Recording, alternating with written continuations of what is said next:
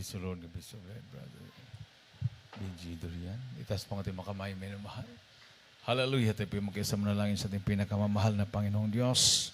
O dakilang mga Diyos na makapangyarihan sa lahat. Pinakamamahal naming Panginoong Hesus. Sa panadalangin yung hinirang huling propeta sa lahat ng mga bansa. Aming kagalang-galang at minamahal na Pastor Wildy Estrada Almeda. Sa oras nito sa akin po pagdadala niyong banal na mensahe. Ikaw malpi magbigay sa akin ng karunungan at maglangis. Hipuin mo Diyos sa mga puso ni mga anak. Buksan mo kanilang mga pangunawa. At aking sinasaway ng magawa ng kaaway. Di mo nyo ng hadlang at paglangan lumaya sa magkalagitan in the mighty name of Jesus. Hallelujah, hallelujah. Praise the Lord. Everybody say, praise the Lord. Isang malakas at matunog na palakpak sa ating mahal na Panginoon, minamahal. Una-una ang pinakamataas na pagpupuri, pagluwalhati, pagdakila, pagsamba ay sa ating pinakamamahal na Panginoong Jesus lamang. And we give double respect and honor to the man of God, our beloved and honorable evangelist, Pastor Wildy Estrada Almeda, and we cherish the blessed memories and teachings of our beloved and honorable assistant pastor, Lina C. Almeda. Sa inyong lahat, minamahal na mga kapatiran, mga baguhan, datihan, at mga beloved visitors, sa ating po mga viewers, magandang hapon na po sa lahat. Palakpakan natin muli ang ating mahal na Panginoon. Lahat na pinagpala, sumigaw ng praise the Lord! Praise the Lord. At narinig po niyo, minamahal ang patutuo. Kanina, minamahal. At kanina ko pa rin narinig yung ano pala yung mga nangyayari, minamahal. Dahil nung nagbiyahe kami, tulog na tulog talaga ako. So, nung pangalawang biyahe namin para maka-attend po sila sa youth conference at the same time concert ng GMYC. Coding kami, minamahal. Pag dadaan kami ng Metro Manila na 7 o'clock, huhulihin na kami. So nakaalis kami dito mga alas 11 yata. So talagang alanganin. So yun na sabi niya, instead na 12 hours, tinakbo niya ng 6 hours. So kung halimbawa, yung 12 hours na yun ay 60 kilometers per hour. Para makuha mong 6 hours, 120 takbo mo. 140, 120. So, ang nakalimutan po niya, minamahal, nung dumating po kami doon sa tinuluyan naming hotel, sumabog po yung gulong sa side ko, sa harapan. Nung nakapark na, nabalatan yung gulong. Hindi sumabog nung tumakbo ng 120, 140. Nung pumarking na siya, doon pa siya bumigay at na-flat yung gulong, minamahal. Hinatid kami doon sa tinuluyan naming hotel. Talagang ang mahal na Pinoon ay nag-iingat. Amen. Everybody say, praise the Lord. Dumaan pa kami sa Skyway. Kung doon sumabog sa Skyway, lilipad ka doon sa tulay. Kasi Skyway, taas yun, di ba? Oh, lilipad ka sa baba, daming sasakyan, minamahal. Talagang yung biyahe na yan, yung 6 hours, ako tulog ako dyan, pero mama niya hindi. 6 hours din silang, kumbaga, nagdedebate yung dalawa. Kasi ayaw ng isa na mabilis. Pag makaidlip, pinapabilisan, nakakagising kasi siya. Ako, hindi ako nakakagising. Sabi ko nga, minamahal, patay kung patay. Patay ngayon, patay bukas, parehas lang. Pag kalooban na talaga ng malapi noon, wala tayong magagawa. Amen. Yung baka lang, nagulat lang ako, nakagising na ako noon eh. Baka, hindi ko alam kung ano yung pag, gumanon. Ang nagpansin ko, nakasalubong namin yung trailer. Akala ko sumabit kami sa trailer. Tapos pagbaba, tiningnan ko yung sasakyan. Sa kabila naman yung nawasak yung mata, yung pinaka-headlight niya. Yung pala, nguso ng baka yung nabangga. Kasi iniwasan niya yung baka. Kasi pag hindi niya iwasan yung baka, matumbok yung katawan, doon kami sa palayan pupulutin. Or mawasak yung harap ng kasi katawan, laki yan eh. Mawasak yung harap ng Innova, mag-crack yung mga windshield sa amin, tatapon lahat. So nandiyan talaga minamahal ang pag-iingat na mahal na Panginoon. Palakpakan natin ang ating Diyos na buhay minamahal. Hallelujah.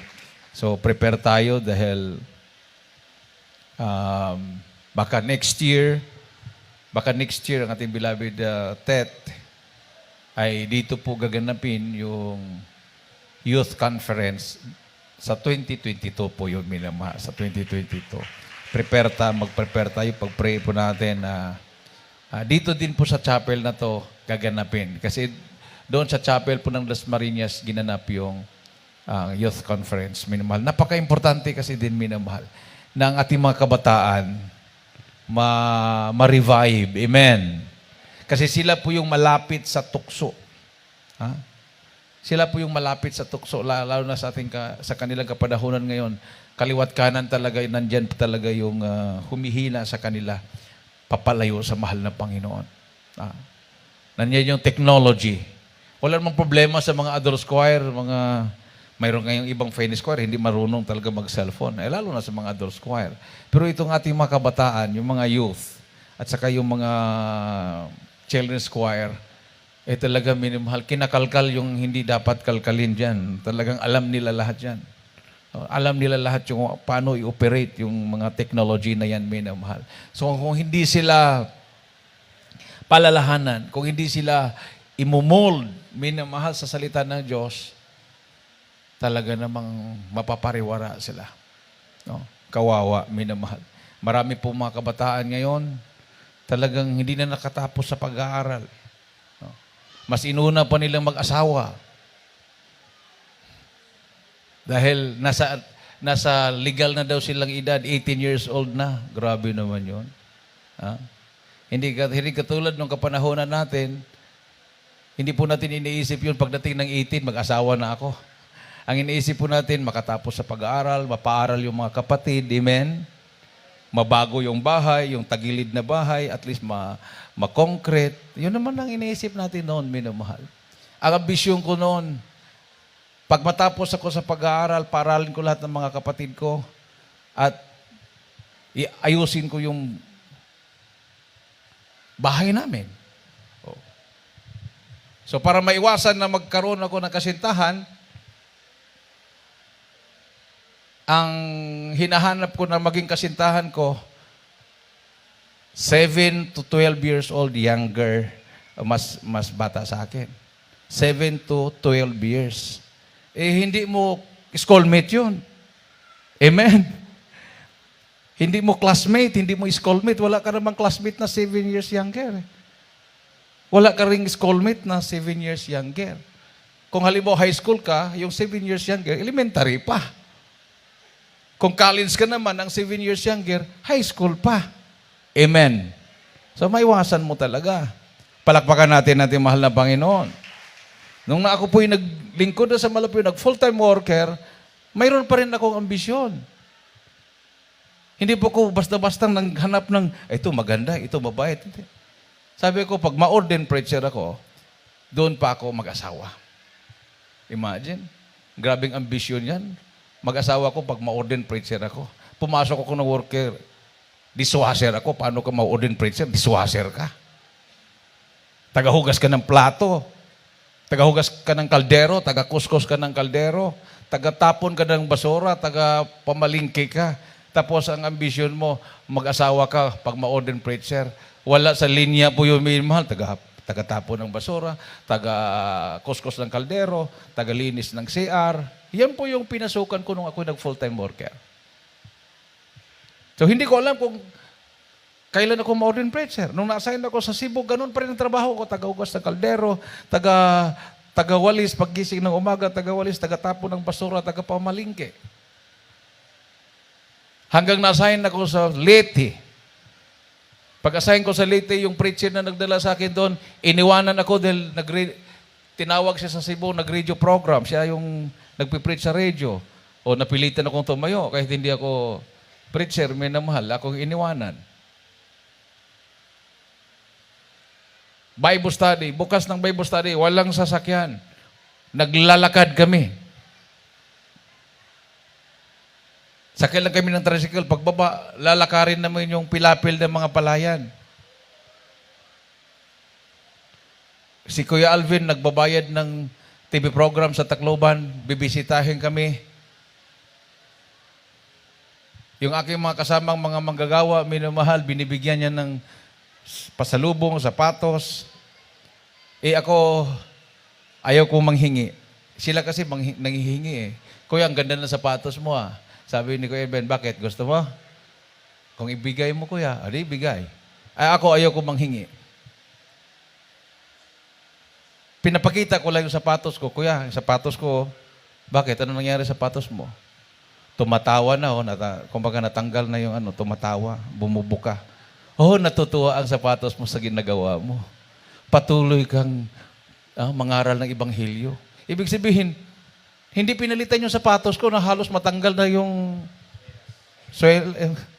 swelas. Sabi niya, natutuwa lang daw yung sapatos ko, patuloy kang maglingkod sa Diyos. Hindi niya pinalitan. Sabi ko, mas maganda siguro manghingi, no? Kasi magparinig-rinig, ayaw namang magbigay. Pero hindi pa rin ako natukso, minimahal na manghingi. Ngayon, mayroon pa akong sapatos. Every time na mayroon kaming Talipaw Peace Mission Anniversary, bagong barong, bagong pantalon, bagong sapatos. Yearly, mayroon akong bagong sapatos. Ang mahal na Pinoon talaga nag-provide lahat. Palakpakan natin ating mahal na Panginoon. Everybody say, praise the Lord. Kailang problema ko, kasize ko yung mga anak ko. Pag mayroon akong bagong sapatos, sila na magsuot dahil parehong size ng paa namin. So, wala kang magawa, minamahal. Talagang, ako'y natutuwa lang, minamahal, na ang mga kabataan ay patuloy na ginagamit ng ating mahal na Panginoon. So, yung concert na yan, yung youth conference na yan ng Jesus Miracle Youth Crusade, maganda yan, minimahal, i-spread out. Kasi ang next generation ay itong tinatawag ng mga millennials. Ito yung dapat mahubog sa salita ng mahal na Panginoon. Amen. Kasi napakagaling nila eh. Hindi lang sila, kung hindi mo sila maituwid sa tamang landas, gagamitin sila ng kaaway. Pero kung maituwid mo sila sa tamang landas, gagamitin sila ng mahal na Panginoon. Amen. Dahil sabi dito sa Lucas 19:10, minamahal, ang ating mahal na Panginoon, Jesus Christ Himself, told us that the purpose of His coming to this earth was the salvation of man. So each person on earth is responsible to make sure his sacrifice was not in vain in that person's life. So kailangang siguraduhin natin na ang sakripisyo ng ating mahal na Panginoon ay hindi na baliwala, minamahal, o baka na baliwala lang, no? Ating pong basahin. Dito sa Ebanghelyo ni Lucas, ang kabanata 19, ang talata po ay Gs, ganito po nasusulat.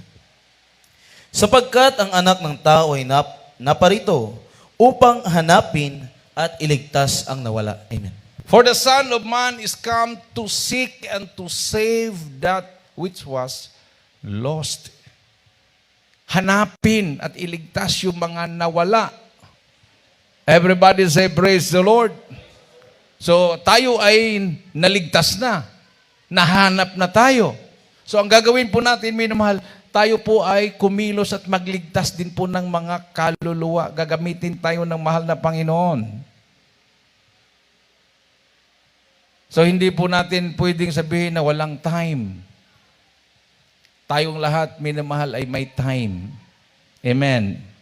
Binigyan po tayo ng mahal na Panginoon ng parihong oras. 24 hours a day. Bakit nagawa ng iba? Bakit hindi mo magawa? Hindi ka naman binigyan ng malapino ng 12 hours a day. Pareho naman tayong 24 hours a day, minamahal. Baka hindi lang natin naggamit ng tama. Hindi lang natin na-budget yung ating time. Kung subukan po natin, minamahal, na magkaroon ng time management, tamang paggamit ng oras na binigay sa atin ng Panginoon, ay hindi po tayo makakapagsabi na walang panahon. Amen. Palakpakan natin ng ating Diyos na buhay. Everybody say, praise the Lord. So, pag time management na pag-usapan, marami pong bumabagsak dyan. Sa kurso kong management, minamahal, halos sobras kalahati ang bumabagsak dyan sa time management. Dahil ang mga Pilipino mahilig sa mamaya na, bukas na, or sa deadline na. Oh, bibigyan ka ng assignment, binigay ng Lunes, deadline Friday, Lunes, Martes, Miyerkules, Huwebes, wala kang ginagawa, hindi mo napansin. Ay, deadline pala ngayon, Biyernes na. Deadline pala ngayon. Doon ka pa magkakadarapa. Kung yung ginawa mo na ng Lunes, di standby ka na ng Martes, Miyerkules. Pinasa mo na kaagad. Wala ka nang gagawin. Kung mayroon mang darating na ibang mga, ganun nangyari sa school, di ba? O deadline Biyernes. O hindi ginawa, Martes, Lunes, Martes, Miyerkules. Pagka Martes, mayroon namang teacher nagbigay na naman ng assignment. Deadline Biyernes din. O, hindi mo rin ginawa. Pagka Miyerkules, mayroon na namang nagbigay ng assignment. Deadline Biyernes din. Pagka Huwebes, mayroon nagbigay ng assignment. Deadline Biyernes din. Hindi mo ginawa lahat yun. 4 na assignment, sabay-sabay mong gagawin ng Biyernes, deadline lahat. O. So, kailan kaya ma-change yan, minamahal? Kailan kaya mababago yan? So diyan po tayo nahuli. Diyan po tayo naging behind sa ibang lahi. Mga Chinese hindi po ganoon ang ugali nila, mga Hapon hindi po ganoon ang ugali nila. Hindi po ganoon ang ugali ng mga Amerikano. Hindi din po ganoon ang ugali ng mga Afrikano. Bagamat maraming Afrikano mahihirap, pero nakasama na po kami ng mga Afrikano, yung 2 Afrikano na preacher. Pag sinabi naming aalis tayo ng alas 6, alis tayo ng alauna, alas 12, alas 11, nagbihis na yan. Alis tayo ng alauna. Are you sure, Brother Danny? Yes. You keep on saying, we'll leave at 1 o'clock or hindi naman daw tinutupad. Reklamo yung Afrikano. Ganoon talaga, parang nasanay na tayo doon eh.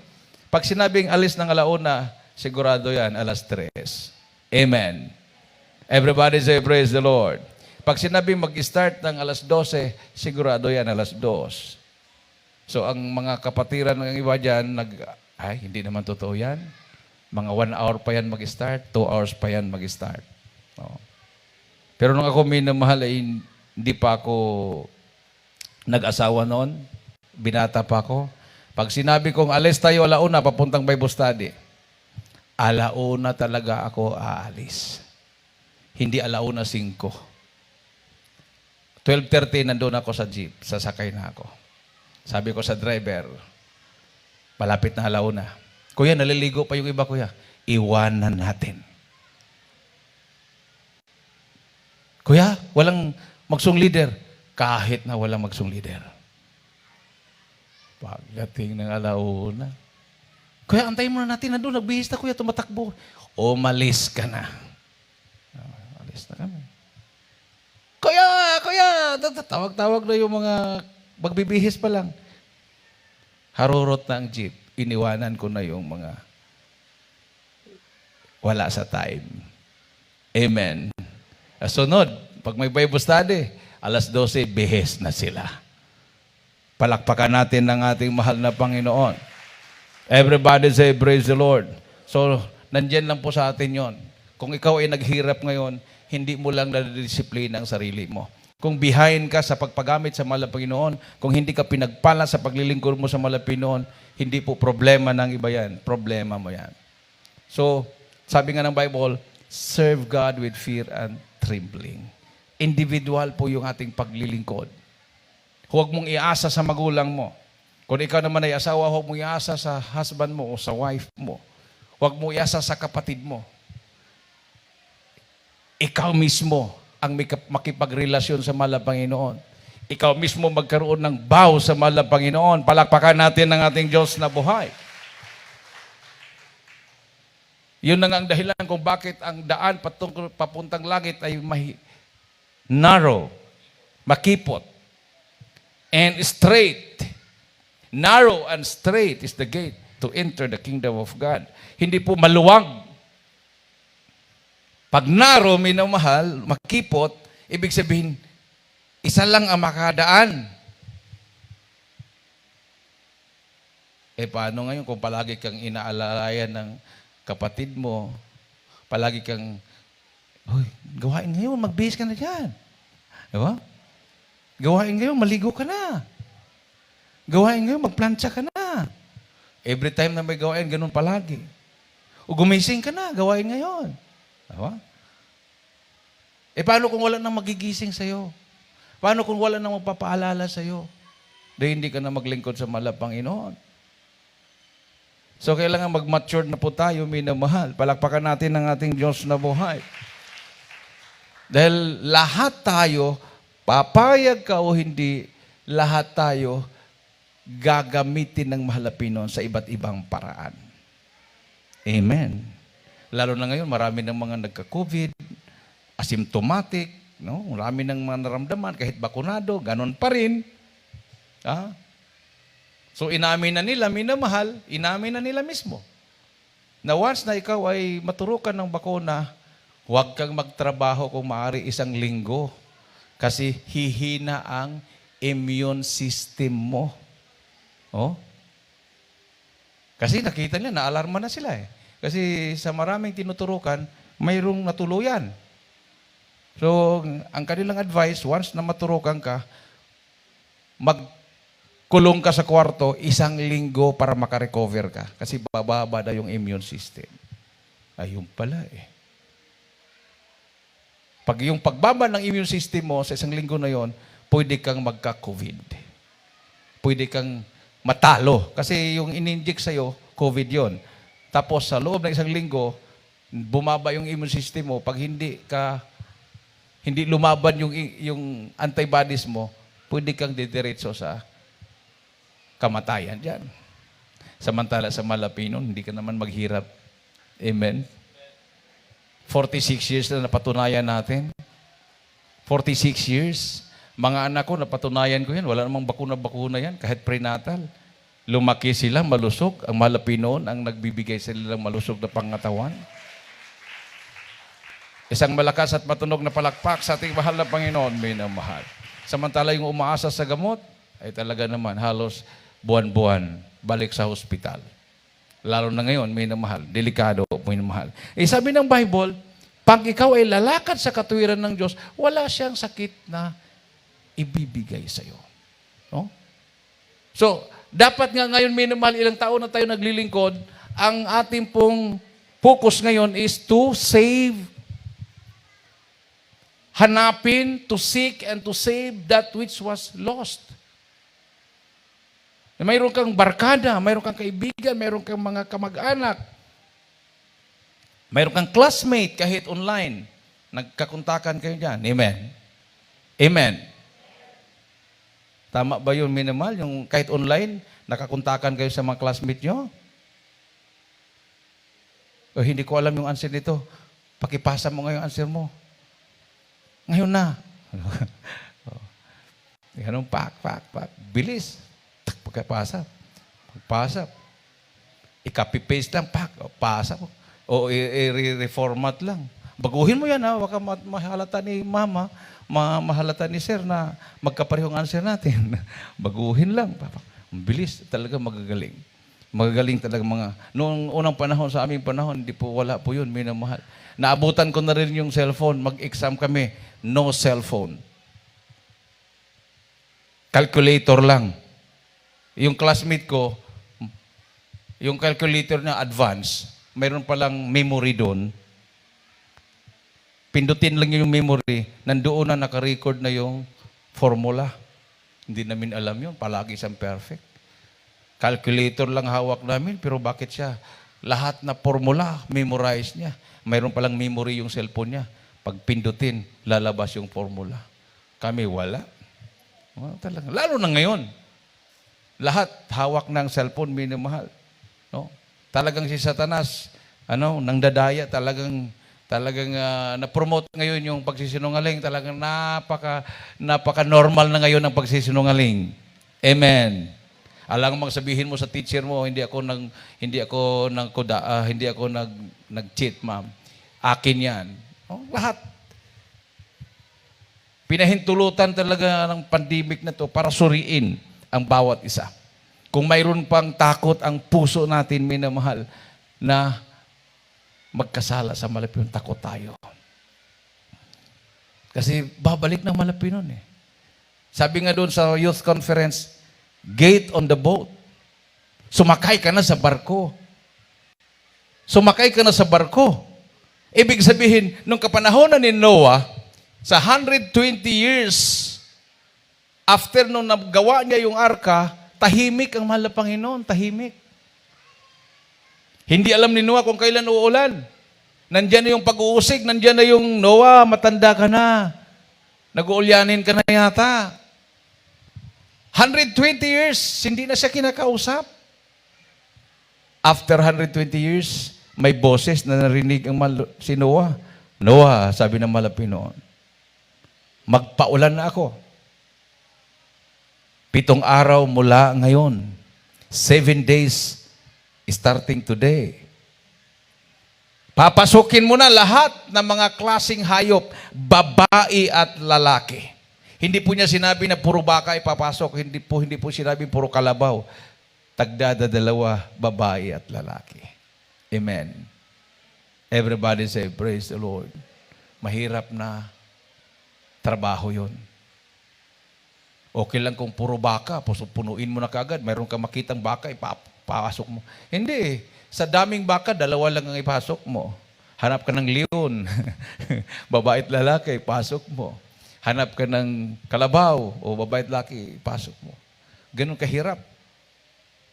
Sabi ng Malapinon, kailangan makapasok lahat. Tapos pagkatapos nun, sinarado na Malapinon yung pintuan. At umpisang bumagsak yung ulan tuloy-tuloy.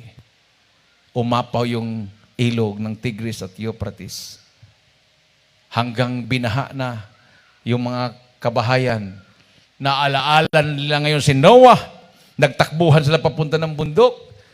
Sumigaw sila, gusto lang sumakay sa arka. Sabi ni Noah, wala ng panahon. Sarado na ang pintuan. Amen. Everybody say, praise the Lord. Sa ating kapanahunan ngayon, minamahal, bukas pa. Bukas pa ang pintuan sa kaharian ng mahal na Panginoon. So, panahon na tumulong tayo. Amen. Tumulong tayo sa pagtawag ng mga kaluluwa papasok sa kanyang kaharian. Palakpakan natin ng ating Diyos na buhay. Everybody say, praise the Lord. Itong pandemic na ito, minamahal. Mayroon akong napapansin ngayon na pinopromote nila yung heart guard ba yun? Sa mga checkpoint. Hindi ko alam kung sa Isabela lang yan. Kasi wala namang heart guard doon sa Cagayan. So, mag-apply ka through online, tapos bibigyan ka ng, may bibigay sa yung parang QR code. Tapos, ayun na. Every checkpoint, igaganon mo na sa computer yon.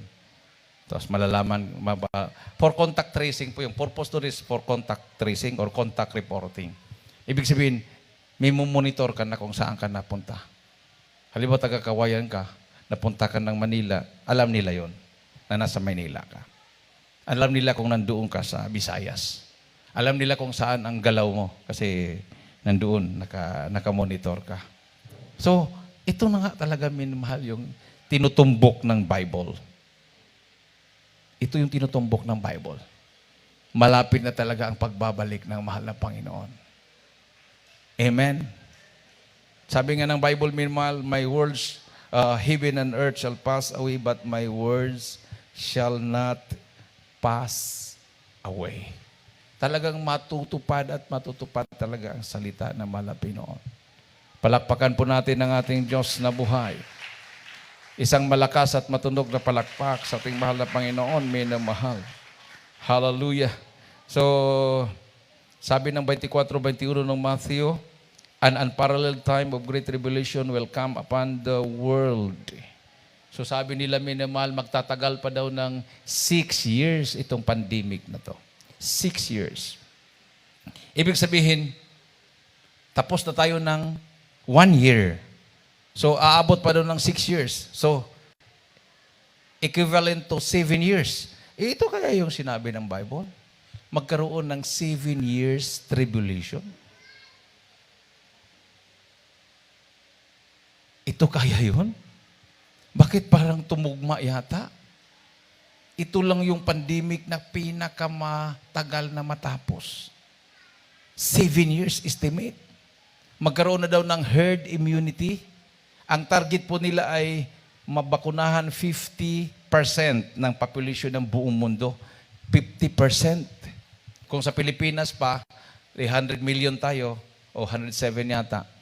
O target nila, mabakunahan yung 50 million or 60 million. Kalahati doon. Kalahati sa 107 million. Bakunahan yon. Magkaroon na daw ng herd immunity. Mawala na daw yung COVID. Ganun ba yun? So kung mayroon silang target na 50%, tapos immune, ibig sabihin ng immune, hindi ka na matatablan ng COVID. Sa natural law po yun, minamahal. Ganun din sa spiritual law. Mayroon pong ni-reveal ang mahal na Panginoon. Pag maabot mo yung 100% na panampalataya, hindi ka na matatablan anumang tira ng kaaway sa'yo. Amen. Palakpakan natin ang ating Diyos na buhay. So yun ang target natin, minamahal. Hindi yung panampalatayang kulang sa 100%. Kasi ito nga, minamahal, magkaroon ng kapighatian. 24-21 ng Matthew. Dito sa Ebanghelyo ni Mateo, ang kabanata 24, ang talata po ay 21. Talata 21, sabi po rito. Sapagkat kung magkagayoy magkakaroon ng malaking kapighatian, na ang gayoy hindi pa nangyayari buhat sa pasimula ng sanlibutan hanggang ngayon, at ni hindi na mangyayari kailanman. Hindi na mangyayari kailanman. Ibig sabihin yung 7 years tribulation, yan na po yung pinakahuling salot sa buong mundo. Hindi na mangyayari pa kailanman. Hindi kaya itong pandemic na to, iyon na yun? Kasi bakit aabot pa ng 7 years? Ito tayo, 1 year na. Wala namang kaibahan. Kahit yung wala pa yung COVID, nagkakasakit din tayo ng lagnat eh. Nagkakasakit din tayo ng ubo. Through fasting and prayer, gumagaling. Palakpakan natin ating mahal na Panginoon, minamahal. Ngayon lang, may naidagdag, pag inubo ka, pag nilagnat ka, ang nadagdag ngayon, yung takot, baka COVID na to. Pero noong unang panahon na wala pang balitang COVID, normal naman yung nagkakasakit. May inubo sa pamilya, may sinipon, mamaya pag gagaling na, sisipunin naman yung kapatid niya, uubuhin naman, pag gumaling, lipat naman sa isang kapatid. Normal yun, di ba? Pag nilagnat ang buong pamilya, mag-umpisa sa isa, pag gagaling na siya, huwag kang lumapit yan, magagaling na yan, mga hawa yan. Di ba? Normal naman yung hawa-hawaan noon. Ngayon lang kasi naidagdag, dahil balita, COVID. So, kailan kang magmask, kahit nasa bahay. Ayun, bababa yung oxygen content ng blood mo, mahirapan ka ng huminga, ay sigurado yan, tutubuhan ka at oxygenan ka. Nandiyan naman sana yung free na binigay ng Malapinoon, na hangin, rich in oxygen. Bakit patatakpan po pa yung mukha mo? Ako nagtatakip lang ko pag may checkpoint. Pag walang checkpoint, segundo lang yun. Sir, tagal. Hinga ka ng maayos. Amen. Everybody say, praise the Lord. So, wala kang naramdaman. Healthy ka. Palakpakan natin ng ating mahal na Panginoon. Bakit tayo nag-a-announce ng kailangan istrikto paglabas dyan? Mag-face mask ka. Dahil pag mahuli ka dyan, hindi ka papatayin sa COVID. Sa bayaran ka mamatay. Multa. May kaso ka pa. 5,000 ang multa. May magpapile pa ng kaso yan. So, pwede ka naman mag-sacrifice a little. Paglabas yan, sa isip mo kagad, baka may gamitin ng kaaway, bigla kang madaanan, dadamputin ka. So wala na. No? Okay lang kung nagdala ka ng 5,000 palagi. No? Para pag dadampot ka, huwag mo na sir, na ito ng 5,000 sir. Uwi na ko sa amin. Kung wala kang dala, kahit nga 5 pesos wala talaga. So kailangan nating sumunod. Amen. Hayaan natin. Sa langit naman, may mahal malaya tayo doon. Palakpakan natin ang ating Diyos na buhay. Konting tiis na lang. For a short time. So ito po yung panahon. Yung concert nga sa kahit yung church anniversary, yung Talipo Peace Mission, hindi magalawan talagang. Okay pa tayo dito, mayroon pa tayong space. Talaga doon, siksikan. Walang mas. Kahit yung concert, ganun din. Talon-talon yung mga kabataan. Siksikan din. Wala naman COVID. Wala naman. Amen. Dahil ang Diyos natin ay totoo. Buhay ang ating mahal na Panginoon. Everybody say, praise the Lord. Sa Exodus 15:26, napakalinaw po yan, minamahal. Hindi niya pahintulutan magkasakit ka. Dahil siya ang Diyos na nagpapagaling ng sakit. Nung kami ay nasa kampo ng Abu Sayyaf, every time na matulog kami minamahal, hindi napansin ng mahal na pastor yun, pero ginagawa po namin yun. Bago kami matulog, kailangan ang katawan namin nakadikit kay mahal na pastor. It's either yung paa namin nakadikit kay mahal na pastor. Ako naman na ginagawa ko, kamay ko. Basta makahawak lang ako kay mahal na pastor sa damit niya, bago ko pipikit. Ang nasa isip ko, ligtas na ako. Kasi sabi ng Bible, ang panalangin ng isang taong matuwid, malaki ang pakinabang. Amen? Di ba sa Santiago? Atin pong basahin. Santiago. Dito po sa sulat ni Santiago 5, ang kabanatay 16, ang sabi po, talatay 16, sabi po rito, magpahayagan nga kayo sa isa't isa ng inyong mga kasalanan at ipanalangin ng isa't isa ang iba upang kayo'y magsigaling. Malaki ang nagagawa ng maningas ng panalangin ng taong matuwid. Amen. Everybody say, praise the Lord. Yan po ang dahilan, minamahal, kung tayo po'y nanalangin through the first prayers of our beloved pastor. Ibig sabihin, hindi mo sinusulo. Mayroon kang binabanggit na isang tao na ang kanyang panalangin hindi tinatanggihan ng mahal na Panginoon. Sabi yan, confess your faults one to another and pray one for another that ye may be healed. The effectual, fervent prayer of a righteous man availeth much. Ang panalangin ng isang taong matuwid ay malaking pakinabang. Amen. Everybody say, praise the Lord. Palakpakan po natin ng malakas na palakpak ating mahal na Panginoon. Nung nakuryente si Brother Arnel Piolino, nung umakyat siya sa hagdanan dahil maglagay ng streamer at aksidenteng nahawakan niya ang transformer. Transformer, yung nakikita niyo sa poste na parang drum na bilog. Ang kuryente po dyan ay 34,500 volts.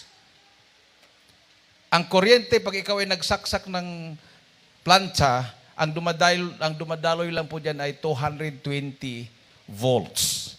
Pag makuryente ka, patay ka. 220 lang po yan.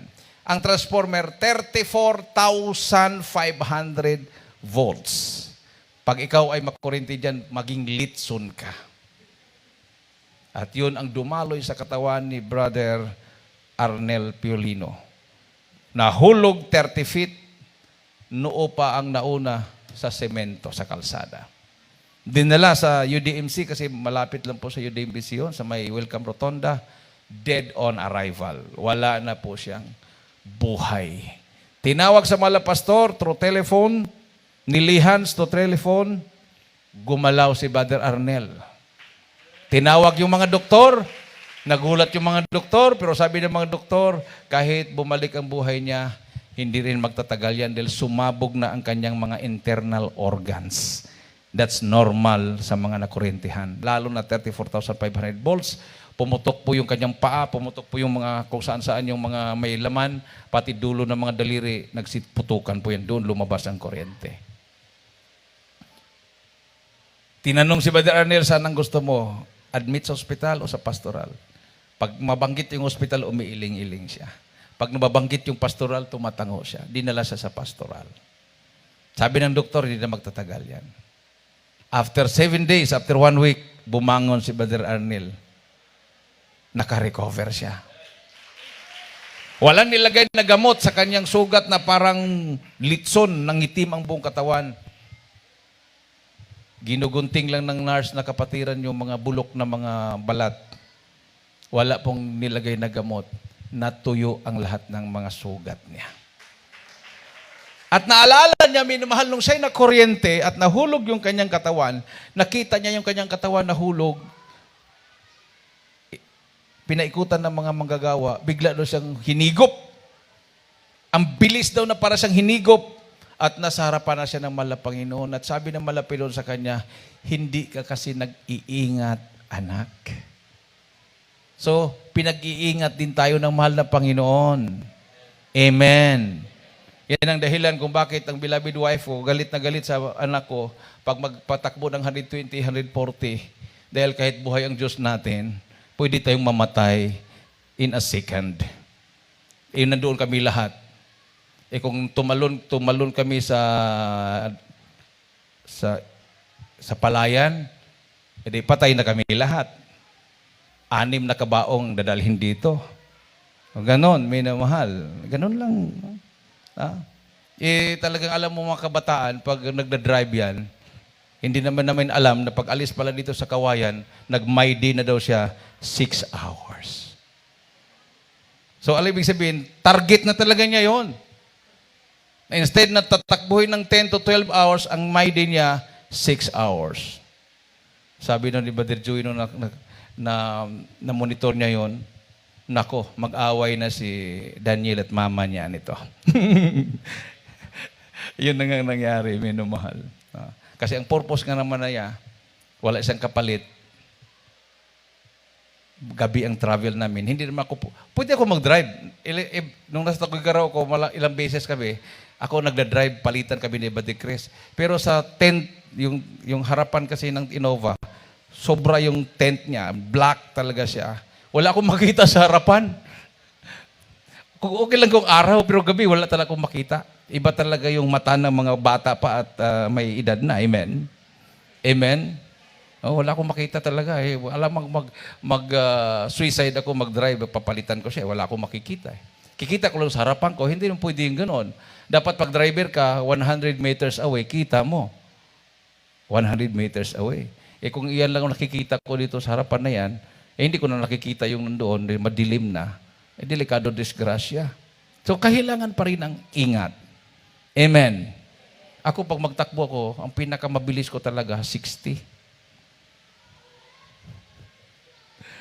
Pag may mga sasakyanan, 40. Bihira lang ako nag-overtake.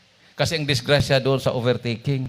Kasi pagtingin ko, pag-overtake ko, parang hindi ko kaya na, baka mabitin ako sa gitna pa lang. Si Daniel, pag tingin ng, kahit nandun na yung kaharap, gano'n na kaga.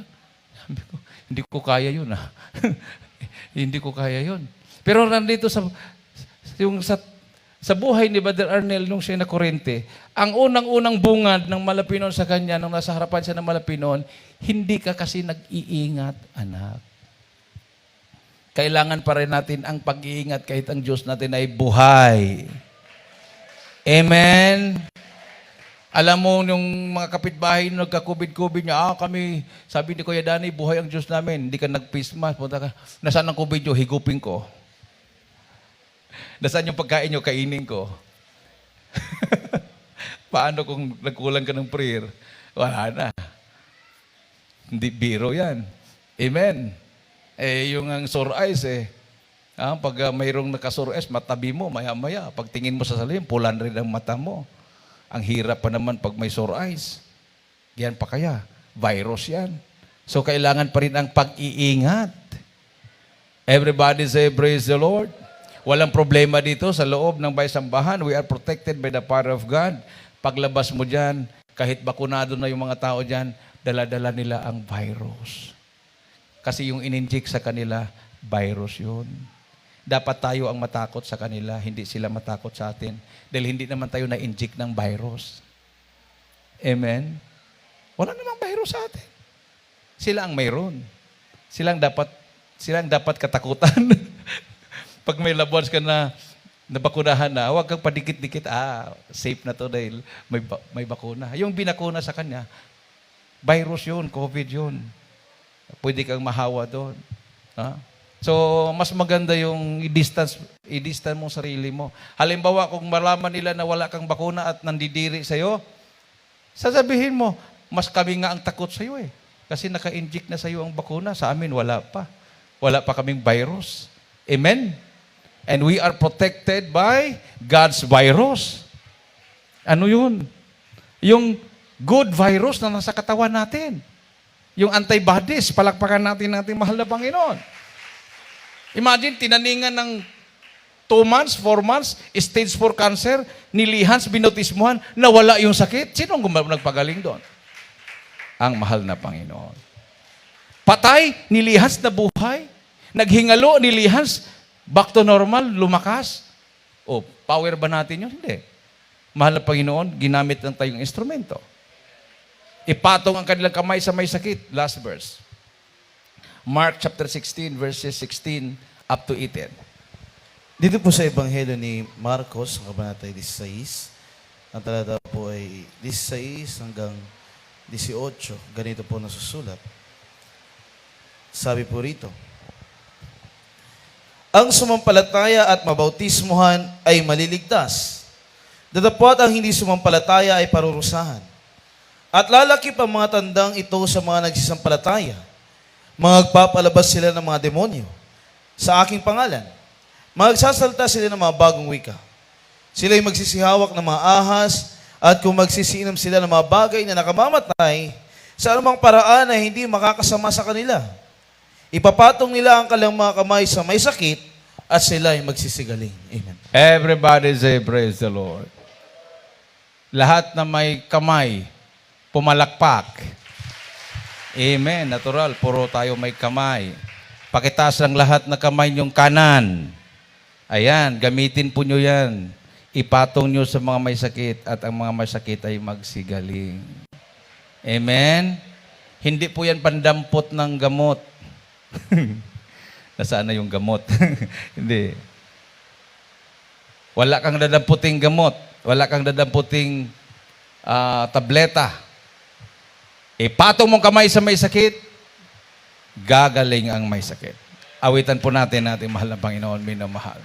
Totoo ang Bible. 100% totoo ang salita ng Diyos. Maniwala po tayo sa Biblia. Ito po ang gabay natin.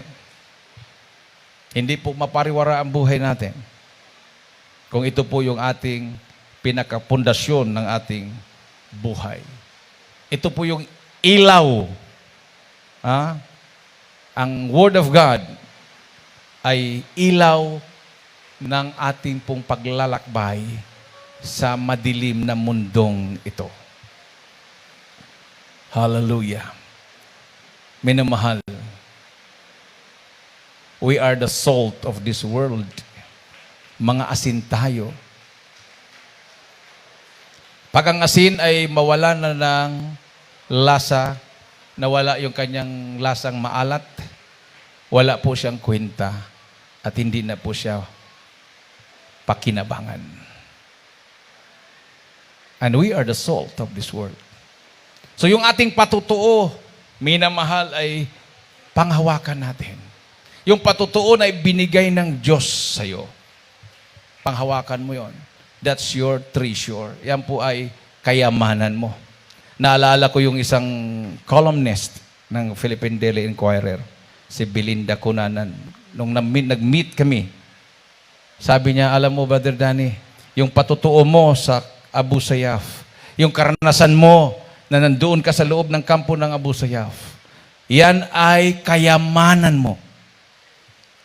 Naiinggit ako sa iyo dahil yung patutuo na yan ay wala ako. Kayamanan mo yan, totoo. Kayamanan.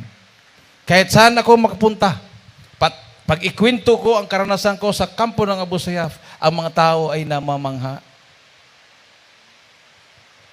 nakikinig, lumuluha.